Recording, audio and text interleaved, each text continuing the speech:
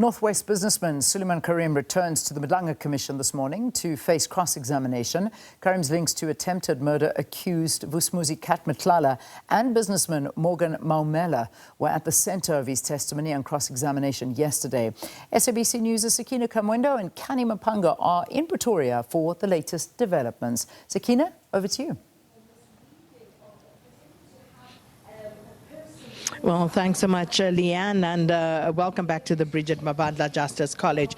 Now, you will remember, Kenny, for those who may not have been following closely, may have heard more of Kat Matlala here at the Madlanga Commission, who's been implicated in several instances, spoken to in testimony by various of the people who have testified before the Madlanga Commission. But the name of Morgan Maumela coming up, and where it escalated very fast to the point where there was already a connection, a clear link between Maumela and Matlala. Indeed. Good morning to you, Sakina, and to the viewers at home once again.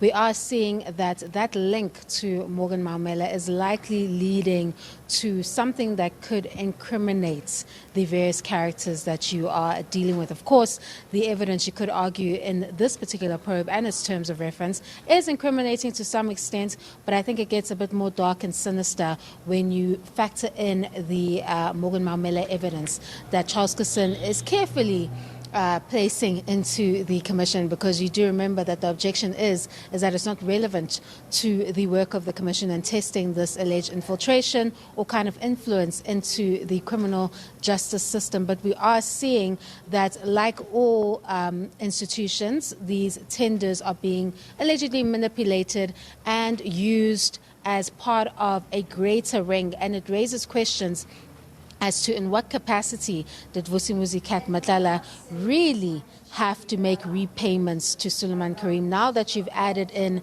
this Morgan Maumela connection and you've shown how the money was moving between the pair, and you listen to Suliman Carrim's evidence where he says that Brown Mokhotzi's wife, who owned a particular business, I think it was a laundry business, that he had done business with the wife. And then you raise questions and all of these allegations under this alleged umbrella of a possibility of alleged money laundering and tender fraud as to what these interactions were really about. So we're seeing the evidence move away from the core probe at hand, but it still remains quite relevant because of how these proceeds or public funds were used towards a crime, and allegedly how these alleged tender rings work in terms of how the money moves, how the money rather is legitimized, and which key role players play a role in that effect. Because there were quite a few interesting things. Firstly,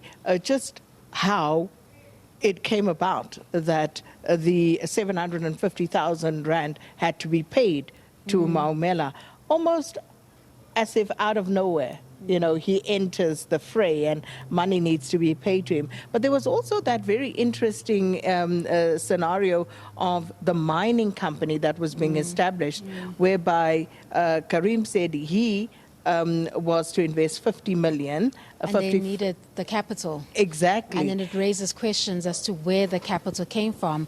And while we keep asking this question as to what warranted SAPS awarding a tender of this magnitude to Vusimuzi Matlala when he didn't have the expertise of the kind of business that was needed and really wasn't well known in the space. And then you're seeing this individual move money back to certain characters that are alleged to be part of this tender ring. And it raises questions as to perhaps was Vusimuzi Matlala placed there with that contract to ensure that those funds make it back to that particular project, because I think there might be a connection there as to why the money was moving in the manner that it was moving in light of the kind of projects that they were trying to undertake. So while the lawyers of Carrim are trying to get away from this questioning, the very little that Carrim answers about it does give you an indication of a darker network, alleged network that could be happening in terms of the tender system, if we could put it Yeah. that way. And it just seems that the SABC contract may have allegedly been part of that. And I tell you what, I want to bank this one for tomorrow, Kenny, but I do want us to touch on it tomorrow.